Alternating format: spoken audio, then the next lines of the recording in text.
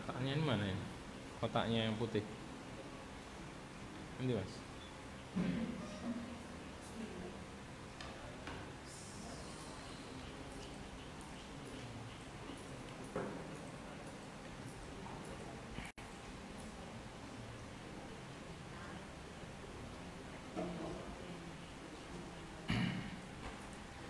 Bismillahirrahmanirrahim. Assalamualaikum warahmatullahi wabarakatuh. Innal hamdalillah nahmaduhu wa nasta'inuhu wa nastaghfiruh wa na'udzu billahi min shururi anfusina wa min sayyiati a'malina. May yahdihillahu fala mudilla lahu wa may yudlil fala hadiya lahu. Asyhadu an la ilaha illallah wahdahu la syarika lahu wa asyhadu anna Muhammadan 'abduhu wa rasuluh. Allahumma salli wa sallim wa barik ala nabiyyina wa habibina wa qurrati a'yunina Sayyidina Muhammad wa ala alihi wa ashabi ajma'in wa man tabi'ahum bi ihsanin ila yaumiddin. Rabbana taqabbal minna innaka antas samiul 'alim wa tub 'alaina innaka antat tawwabur rahim. Amma ba'd. Ma'asyar muslimin ikhwas sekalian rahimakumullah. Kita akan lanjutkan bahasan kita dengan senantiasa meminta tolong kepada Allah Subhanahu wa taala, karena Allah lah tempat kita mengadu, tempat kita meminta, tempat kita menyerahkan semua permasalahan kita.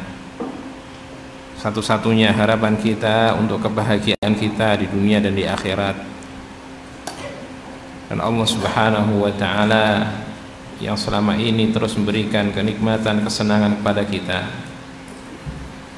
mengabulkan apa yang kita minta, dan tidak pernah seorang pun di antara kita dikecewakan oleh Allah Subhanahu wa taala dalam doanya.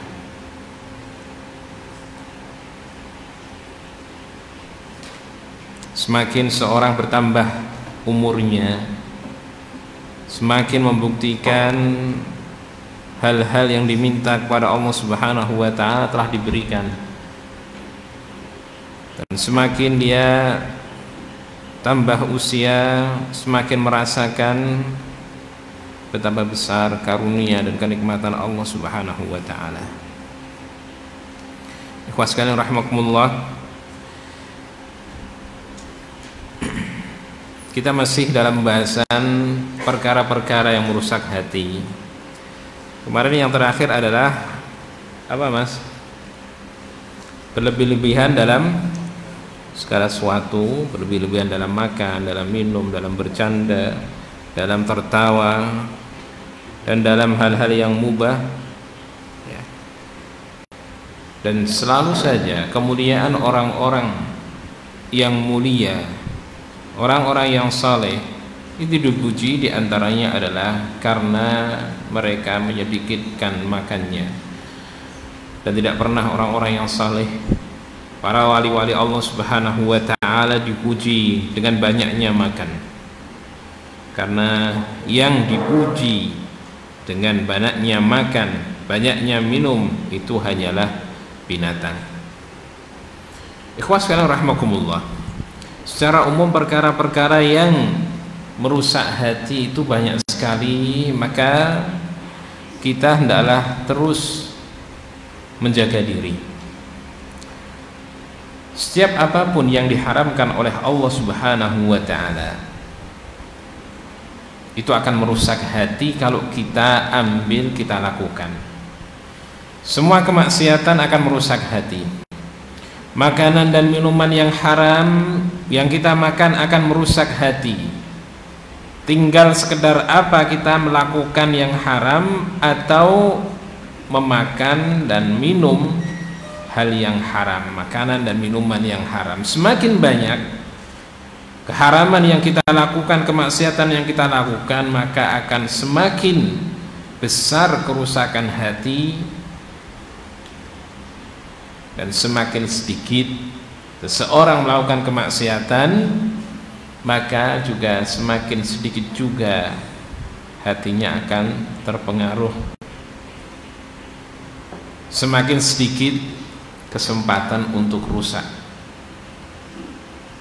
Maka seseorang hendaklah melihat sebanyak apa kemaksiatan yang dia lakukan, sebanyak itu juga hati dia akan rusak.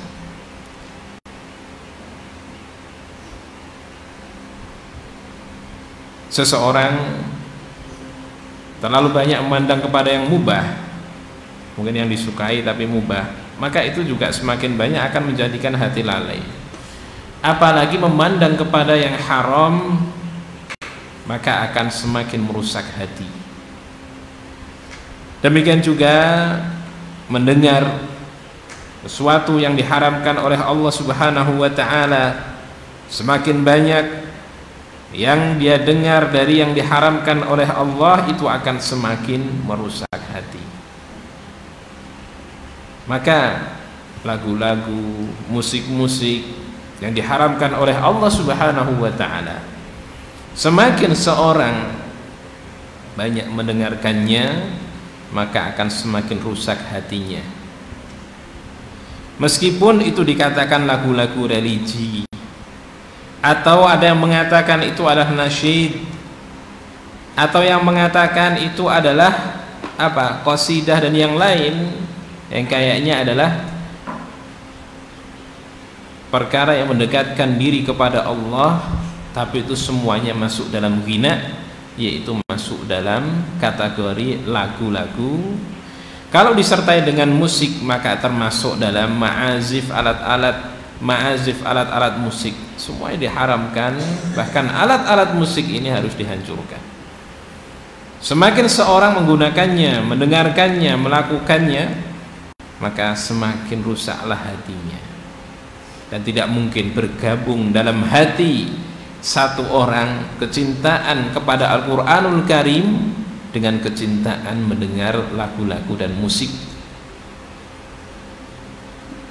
Permasalahannya, kadang seseorang ketika sudah tertutup hatinya, sebagaimana dinyatakan oleh Nabi SAW, hati yang sudah tertutup dengan kesalahan-kesalahan dan dosa, hati itu karena satu kali melakukan dosa dititikkan titik hitam sampai terus menerus dia melakukan dosa, hatinya itu hitam legam seperti periuk hitam yang terbalik, yang dia itu dikatakan la ya'rifu ma'rufan wa la yunkiru munkaran illa ma usyriba min hawa.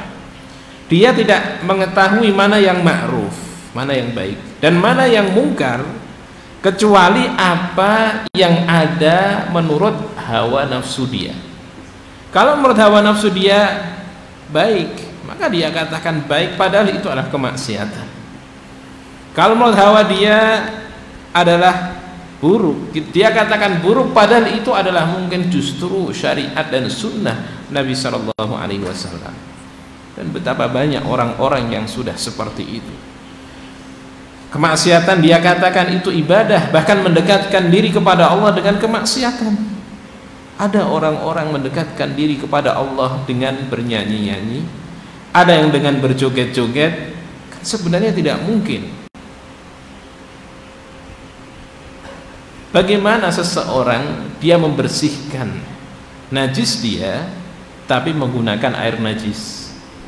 Kan nggak mungkin.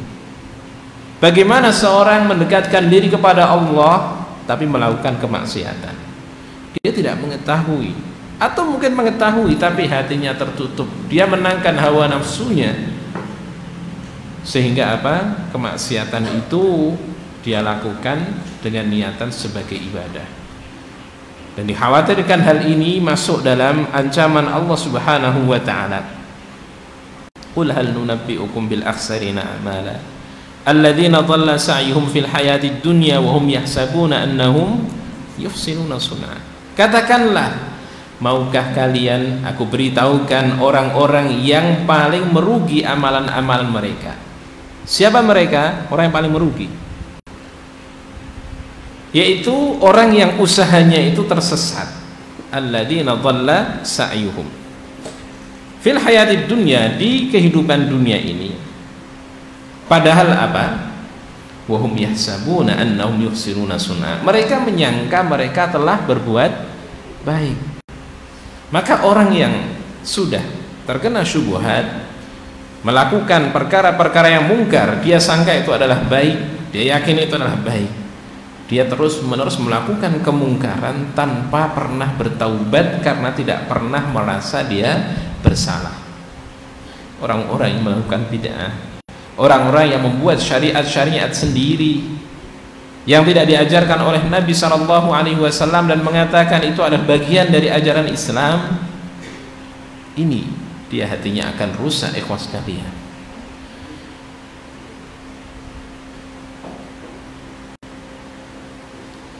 Ada hal-hal yang bisa merusak hati, membuat hati itu sakit, dan suatu saat kalau lama kelamaan tidak segera diobati, orang itu kalau sakit nggak segera diobati, semakin parah sakitnya, maka nanti akan apa?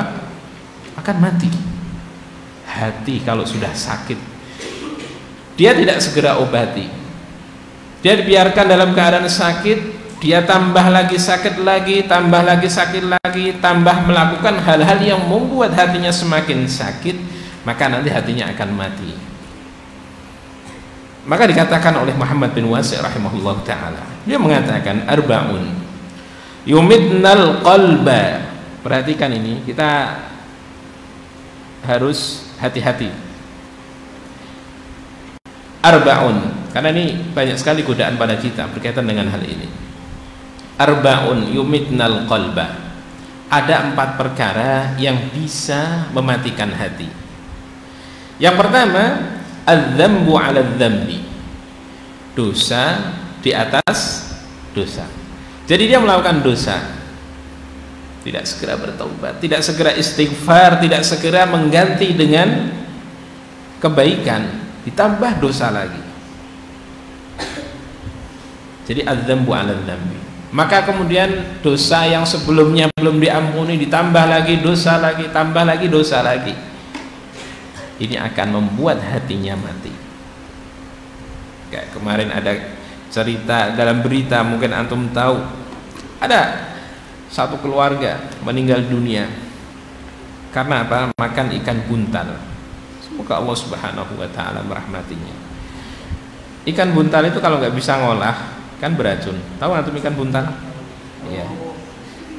Mungkin ada yang bisa mengolah? Ada yang suka ikan nih. Itu kalau ngolahnya nggak benar, itu bisa menjadi racun. Nah, itu satu keluarga itu bukan ketika makan, saya katakan semoga Allah Subhanahu wa ta'ala merahmati mereka, mengampuni mereka, keluarga meninggal. Itu ketika makan sebenarnya sudah, perutnya mereka itu sudah sakit, ada, cuman dianggap biasa. Dia makan lagi, esoknya dia makan lagi, tambah sakit lagi, tapi dia kira nggak masalah gitu. Maka kemudian semuanya meninggal dunia, waliyadzubillah.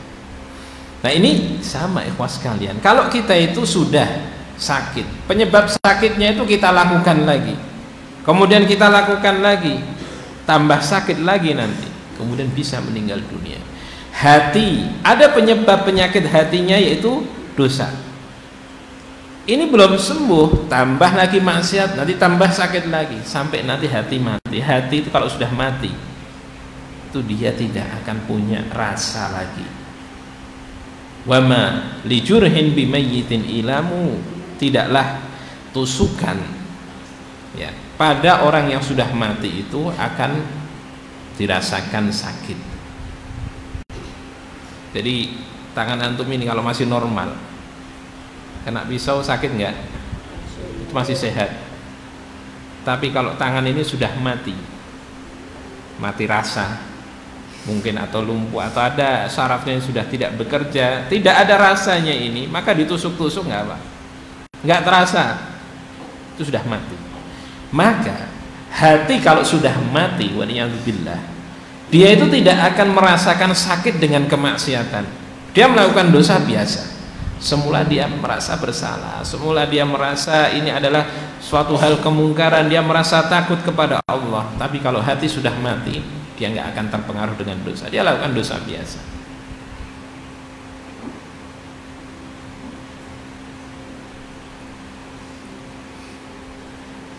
Maka hati-hati, jangan ketika melakukan dosa ditumpuk lagi dengan dosa, tumpuk lagi dengan dosa. Kalau memang kita ini banyak sering melakukan kesalahan, sering melakukan dosa, dan tidak ada suatu hari pun lewat kecuali kita melakukan dosa. Saya mau tanya, ada nggak dari kita yang sehari nggak melakukan dosa? Ada? Kalau ada saya mau lihat. Semua dari kita setiap hari melakukan dosa. Nah, ini setiap hari kita harus istighfar, setiap hari kita harus bertaubat kepada Allah Subhanahu wa ta'ala, sebelum nanti bertambah hari lagi kita melakukan dosa lagi. Dan juga hendaklah kita perbanyak amal soleh. Amal soleh ini yang akan menghapuskan dosa-dosa kita. Innal hasanati yudhibnas sayyi'at. Jadi setiap hari kita harus istighfar, setiap hari kita bertaubat kepada Allah Subhanahu wa ta'ala, terus muhasabah. Dan juga hendaklah banyak melakukan amal kebaikan yang nanti akan menghapuskan dosa-dosa yang kita lakukan ini.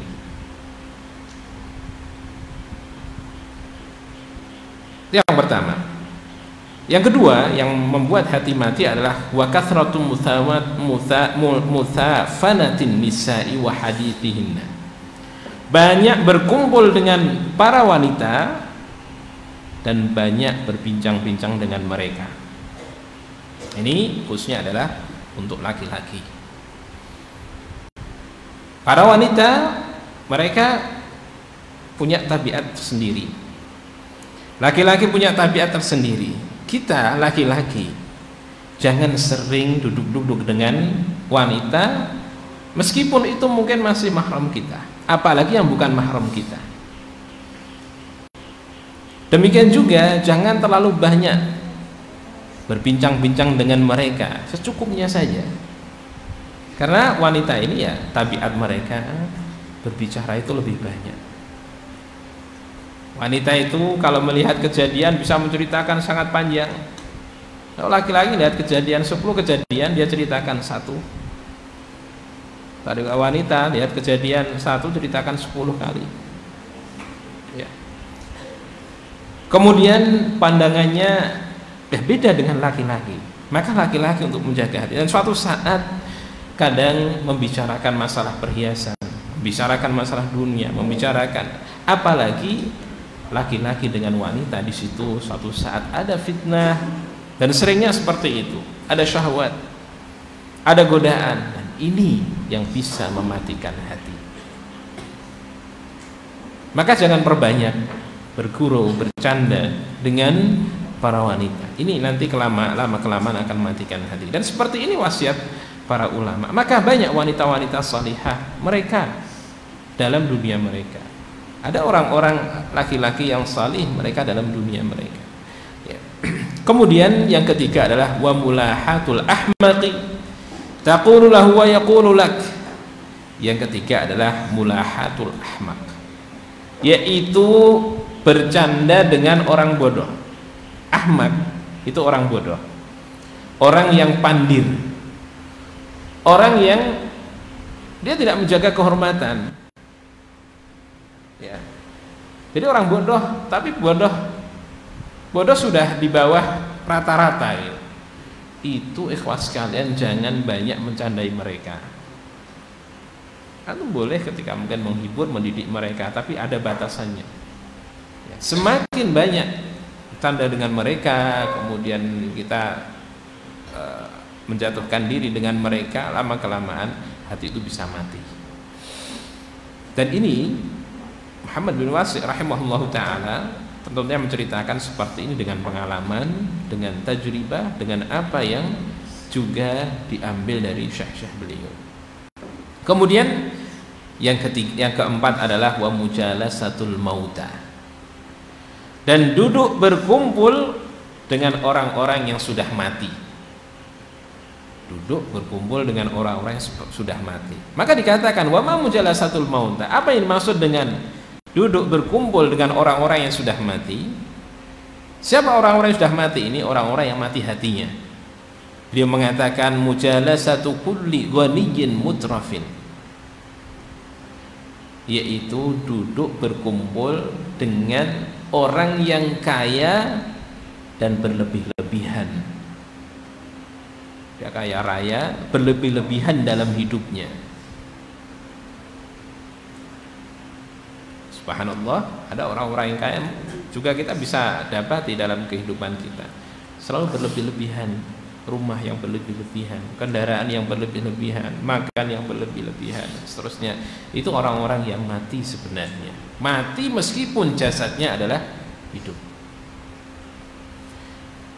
Kemudian wasultanin jair, orang-orang yang sudah mati ini adalah yang kita jangan sampai banyak berkumpul dengan mereka, adalah sultanin jairin, penguasa yang zalim, yaitu penguasa yang mengambil hak-hak rakyatnya, tidak memberikan amanahnya pada tempatnya, dan juga menyimpan banyak-banyak kezaliman. Seperti ini tidak boleh kita ajak berkumpul karena akan mematikan hati. Ma'asyiral muslimin rahimakumullah. Maka 4 hal ini kalau terus menerus tidak segera diobati atau tidak segera dihentikan, bisa membuat hati kita mati menurut Muhammad bin Wasi' rahimahullah. Kemudian Makhul rahimahullah, Makhul Asyami, beliau mengatakan araqun nasi quluban aqalluhum dhunuban. Orang yang paling lembut hatinya ya, adalah orang yang paling sedikit dosanya. Semakin kita menyedikitkan dosa, maka semakin lembut hati kita. Semakin lembut hati kita, semakin mudah kita menuju kebaikan. Semakin mudah kita dekat kepada Allah Subhanahu wa taala, semakin mudah hati kita bisa menerima hidayah dan petunjuk. Maka sebaliknya, orang yang paling keras hatinya adalah orang yang paling banyak dosanya. Maka secara umum dosa-dosa itu akan membuat hati kita rusak. Kita sering mendengar sebuah syair yang itu dituliskan oleh Imam Ibnu Mubarak rahimahullahu taala. Dia mengatakan ra'aitu dzunuba tumitul quluba wa qad yurithu dzulla ijmanuha wa tarku dzunubi hayatul qulubi wa khairun li nafsika isyanuha. Kata beliau, ra'aitu dzunuba tumitul quluba. Aku lihat dosa-dosa itu mematikan hati. Jadi melakukan dosa, melakukan kemaksiatan akan mematikan hati. Wa qad yurithu dzulla ijmanuha, dan terus-menerus melakukan dosa itu akan menjadikan kehinaan. Seorang itu ikhlas sekalian, kalau dia bisa menjaga diri dari dosa, kehormatannya, kemuliaannya, kewibawaannya akan terjaga. Maka dimanapun ada orang kok baik, orang berilmu, dia ibadahnya baik dan dia jauh dari dosa, selalu orang itu akan menghormati dan memuliakan dimanapun. Kenapa? Karena tidak ada dosa yang membuat dia hina. Tapi kita lihat orang-orang yang banyak melakukan dosa, dia itu akan dihinakan oleh orang-orang di sekitarnya.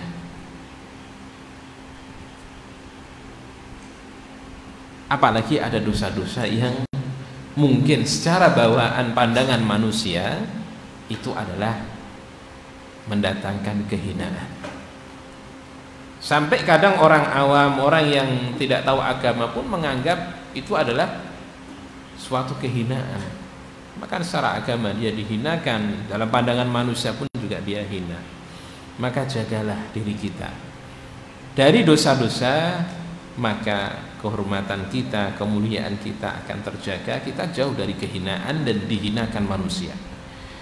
Wa tarkudz dzunubi hayatul qulubi, meninggalkan dosa itu adalah kehidupan hati. Tinggalkan dosa, hati kita akan hidup, hati kita akan sehat, hati kita akan selamat. Wa khairun li nafsika isyanuha, dan bagus bagi jiwamu kamu itu apa? menolak atau menentang kemaksiatan. Jadi kalau ada keinginan untuk melakukan kemaksiatan, tolaklah, tentanglah, bantahlah. Ada dorongan, aku ingin melakukan hal ini, ternyata itu adalah kemaksiatan, kita katakan jangan ikuti. Ya. Dengan seperti ini, hati kita akan terjaga senantiasa dalam keadaan hidup. Ma'asyiral muslimin ikhwah sekalian, kalau kita lihat tangan kita seperti ini, ya, masih terbuka. Itu kalau kita diberi sesuatu atau ada sesuatu masih bisa masuk dalam telapak kita. Diberi barang, diberi sesuatu lah, makanan yang masih bisa nanti dipegang. Tapi kalau sudah seperti ini, tidak akan bisa kita menerima atau memegang sesuatu. Tidak akan bisa ditaruh barang di sini.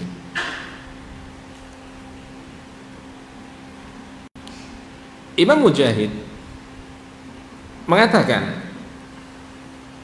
Mujahid bin Jabr al-Makki rahimahullah ta'ala, salah seorang tabi'in, dia mengatakan, al-qalbu bimanzilatil kaffi fa idza adnaba ar-rajulu dhanban inqabada isba'un. Hati manusia itu adalah seperti telapak tangan. Kalau dia melakukan suatu kemaksiatan, maka akan tertutup satu jari, sampai jari-jari itu nanti tertutup semuanya, satu persatu, ya, terkepal seperti ini. Maka kemudian nanti akan disegel, ditutup oleh Allah Subhanahu wa ta'ala. Dan ini oleh para sahabat Nabi dinamakan, ditafsiri dengan ar-ran. Ran yang ada dalam Al-Quran, kalla bal rana ala qulubihim ma kanu yaksibun. Hatinya sudah tertutup, ya. Jadi hati sudah tertutup. Kalau sudah ada ron, ini sudah tertutup, tidak akan menerima hidayah, tidak akan menerima petunjuk, tidak akan menjadi baik. Nasihat tidak akan berguna bagi dia, ibrah tidak akan berguna bagi dia, teguran dari Allah Subhanahu wa ta'ala tidak akan berguna bagi dia, dan dia terus menerus dalam kesesatan, dan nanti meninggalnya pun dalam kebinasaan. Waliyadzubillah. Kemudian hati itu hendaklah sering-sering disibukkan dengan berzikir kepada Allah Subhanahu wa ta'ala,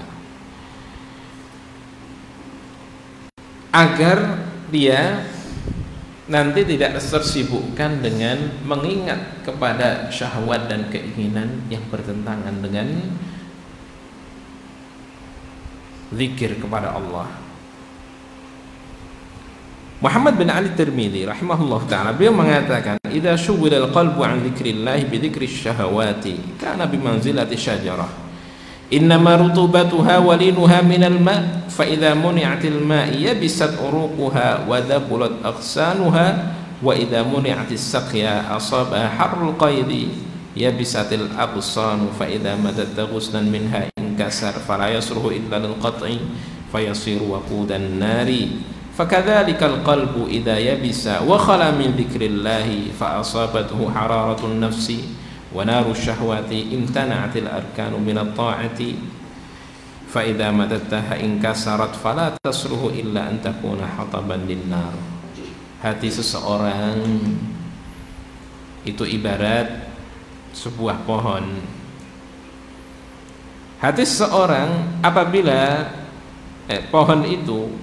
pohon itu dikatakan hidup kalau masih basah. Basahnya hati seseorang itu dengan berzikir kepada Allah. Kalau berzikir kepada Allah sudah dikalahkan dengan zikir kepada, mengingat kepada syahwat dan mengikuti syahwat hawa nafsu, maka ini seperti pohon itu ada yang sudah kering. Nah, dahan yang sudah kering, ranting yang sudah kering, itu kalau kita ambil itu akan patah. Dan kalau patah, dia terkena karena tidak disirami air, terkena panasnya, terik, maka kemudian ada yang kering itu bisa diambil kemudian patah, bisa dipotong. Dan kayu yang kering ini tidak pantas kecuali hanya dipakai untuk apa? untuk kayu bakar. Jadi kayu bakar itu kan cari yang kering dari pepohonan. Hati apabila sudah tidak basah dengan berzikir kepada Allah karena terkena panasnya hawa nafsu, sebagaimana tadi tidak diberi air, pohon tidak diberi air, terkena panasnya terik, hati itu nanti akan kering, dan hati yang kering itu nanti akan bisa patah, dan kalau sudah patah maka tidak pantas kecuali akan menjadi apa? Kalau kayu kan kayu bakar, itu akan menjadi bahan bakarnya neraka. Na'udzubillah, itu na'udzubillah. Kemudian ma'asyarul muslimin ikhwas sekalian, di antara perkara yang bisa melemahkan, membikin sakit hati atau nanti lama-kelamaan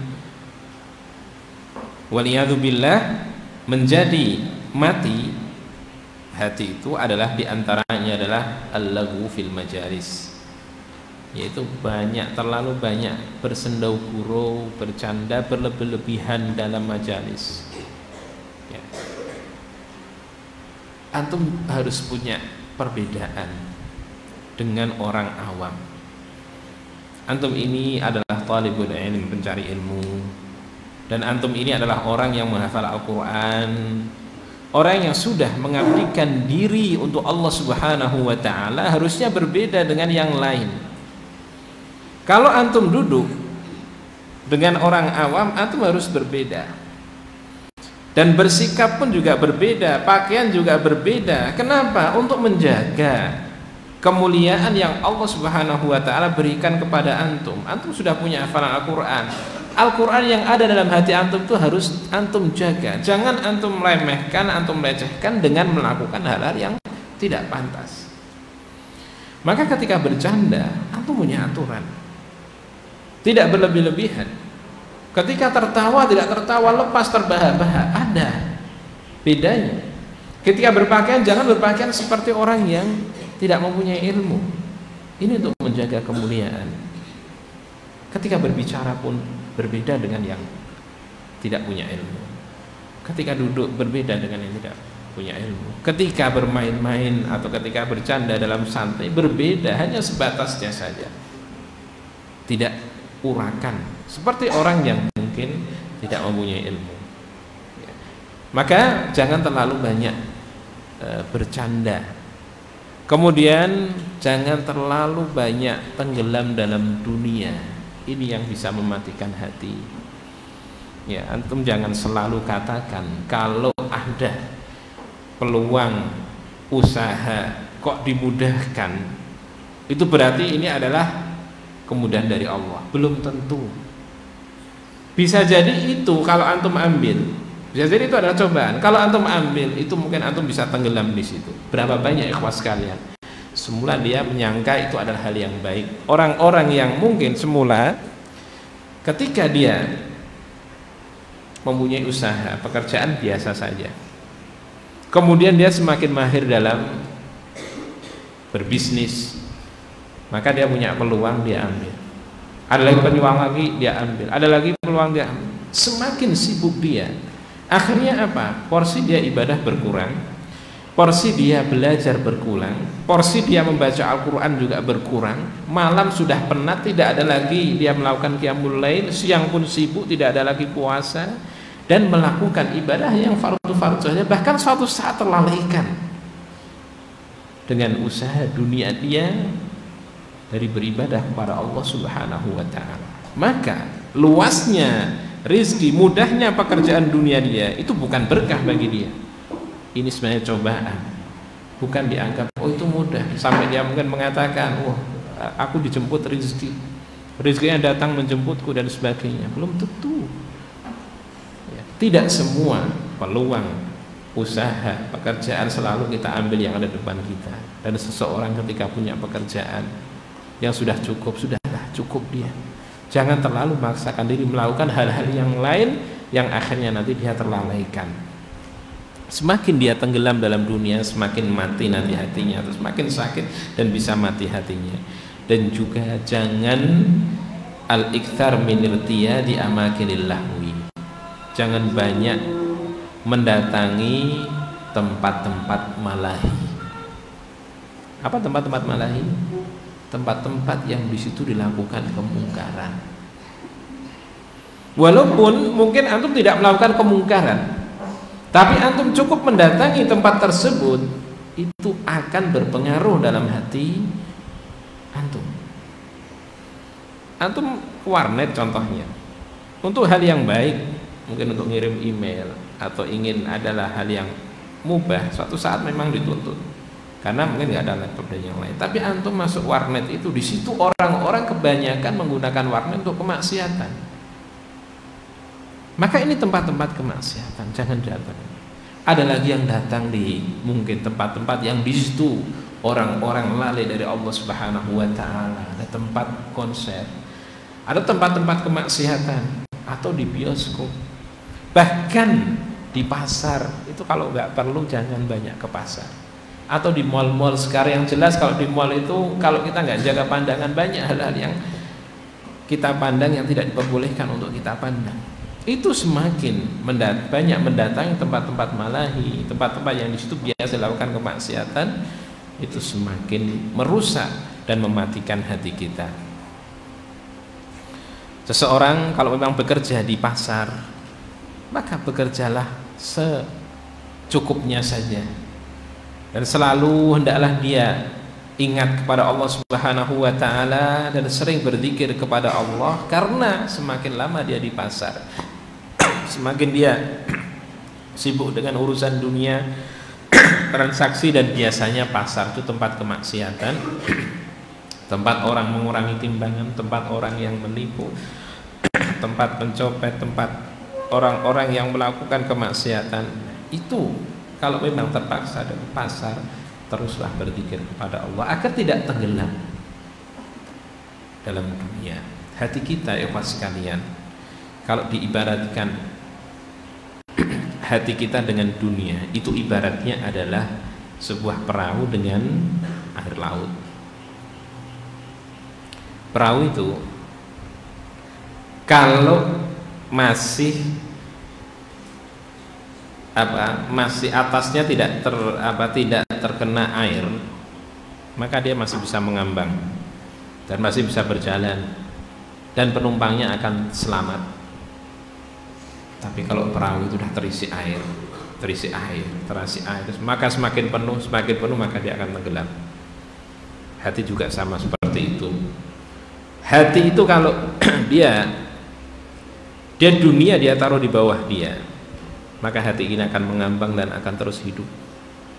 Tapi kalau diisi dunia, semakin dia ke bawah, diisi lagi semakin bawah, dan terus nanti suatu saat semakin banyak dia tenggelam dalam dunia, maka hati tenggelam sebagaimana tenggelamnya perahu di dalam lautan.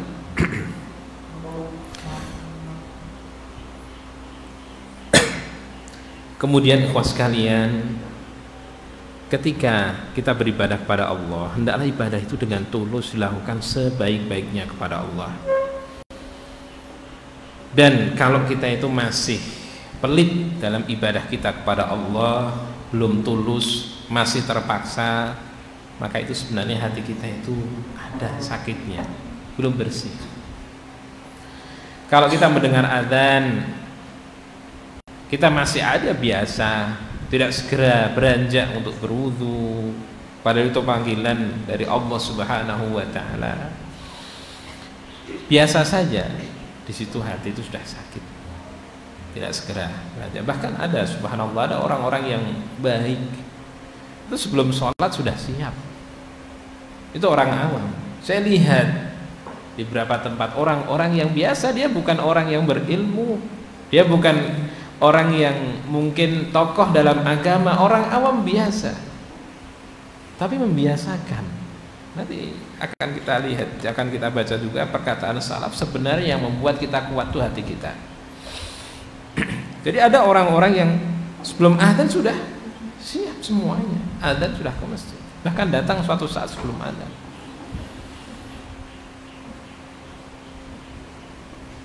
Kemudian kalau ke masjid, dia tahu bahwasanya nanti itu dia akan melakukan ibadah, maka dia tidak menyengaja datang itu dekat-dekat waktu iqamah agar tidak sholat qobliyah. Dia datang lebih awal agar bisa sholat rawatib. Dan sholat rawatib itu tidak kalah fadilahnya dengan qiyamul lail. Karena ini salat tambahan yang mengiringi salat-salat fardu, ini akan menjadi penyempurna atas kekurangan salat fardu. Kalau kita masih menyengaja datangnya akhir, atau kadang subhanallah, saya kadang melihat, atau mungkin saya sendiri kadang, tapi itu mungkin kebiasaan sebagian orang, datang ke masjid bukannya salat tapi berdiri nunggu iqamah, berdoa juga tidak, salat juga tidak, bahkan kadang cuma main HP. Dia duduk juga tidak. Kenapa tidak segera sholat? Atau dia gunakan membaca Al-Quran, dia gunakan untuk berdoa, walaupun dia berdiri masih lebih baik. Dan ketika antum sholat, sudah sholat qobliyah, kenapa antum diam? Itu saat yang mustajab antum berdoa. Kenapa tidak mengambil mushaf membaca Al-Quran? Kenapa tidak mengulang hafalan-hafalan antum? Yang ada hanya diam, tengok sana, tengok sini, atau bercanda dengan temannya, atau melamun. Itu waktu-waktu itu akan dihisab. Dan itulah kita belum tulus dalam beribadah kepada Allah Subhanahu wa taala. Waktu-waktu yang mulia kok kemudian kita sia-siakan begitu saja. Kemudian kadang kita malas untuk mendengar mau'izah. Kalau sebagian orang itu sholat, kalau habis sholat itu nggak ada taklim, ya biasa dia lama. Tapi begitu lihat mic ditata, meja disiapkan, dia tahu nanti akan ada taklim, dia cepat-cepat dia keluar. Bagaimana hati seperti ini akan baik, akan bersih. Itulah ikhwas sekalian rahimakumullah, perkara-perkara yang merusak hati, dan kita harus jaga hati kita dari perkara-perkara yang merusak hati. Kemudian pandangan itu adalah jalan yang paling besar menuju kerusakan hati. Pandangan, dengan memandang, melepaskan pandangan, itu nanti apa yang dia pandang bisa langsung masuk ke dalam hati. Perkara yang dia pandang bisa langsung merusak hati kalau itu adalah perkara-perkara yang tidak pantas untuk dipandang, baik itu adalah kehidupan nyata atau mungkin gambar ataupun tayangan-tayangan. Maka berhati-hati. Dalam Al-Quran kita sudah dinasihati, kullil mu'minina yaghuddu min absarihim wa yahfadzu furujahum. Hendaklah kita menundukkan pandangan kita. Bahkan para mukminat juga diperintahkan untuk menundukkan pandangan mereka. Wa kullil mu'minat yaghuddna min absarihinna wa yahfadzu furujahum. Dan ini, pandangan ini wajib untuk kita jaga, untuk kita tundukkan, untuk kita tahan dari melihat pandangan-pandangan, tayangan-tayangan, gambar yang tidak pantas untuk dilihat, dan kita sudah ketahui semuanya. Salah seorang ahli ibadah yang namanya Ibrahim bin Adham rahimahullah ta'ala, dia mengatakan kathratun nadhari ilal batili tadhhabu bima'rifatil haqqi minal qalb. Banyak memandang kepada yang batil itu akan menghilangkan pengetahuan, akan menyingkirkan mengetahui perkara yang hak dari dalam hati.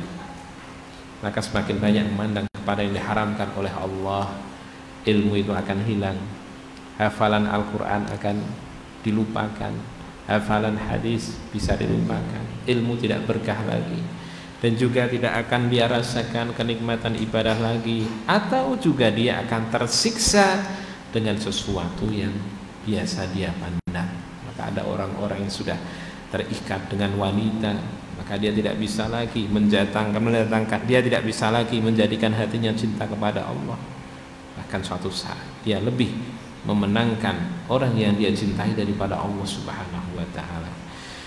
Nanti ada waktunya antum itu mencintai wanita yang dihalalkan, dan disitulah kecintaan itu sudah perkara yang membahagiakan, menyenangkan, justru mendapatkan pahala dari Allah Subhanahu wa ta'ala kalau itu adalah orang yang pantas untuk kita cintai, istri kita nanti insya Allah dan anak-anak kita.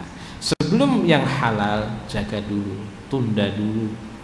Dan barang siapa yang dia sabar, nanti akan mendapatkan apa yang dia inginkan. Namun orang yang tergesa-gesa, orang yang tidak sabar, orang yang tidak mau menunda sampai nanti waktunya, dia justru nanti akan diharamkan dari apa yang dia inginkan. Man ista'jala bi syai'in qabla awanihi uqiba bi hirmani, dalam pepatah Arab. Barang siapa yang terburu-buru untuk mendapatkan apa yang dia inginkan sebelum waktunya, nanti justru akan dihukum oleh Allah Subhanahu wa taala, tidak akan mendapatkan apa yang dia inginkan. Sallallahu ala nabiyyina Muhammad wa ala alihi wa ashabihi ajmain walhamdulillahirabbil alamin. Wassalamualaikum warahmatullahi wabarakatuh.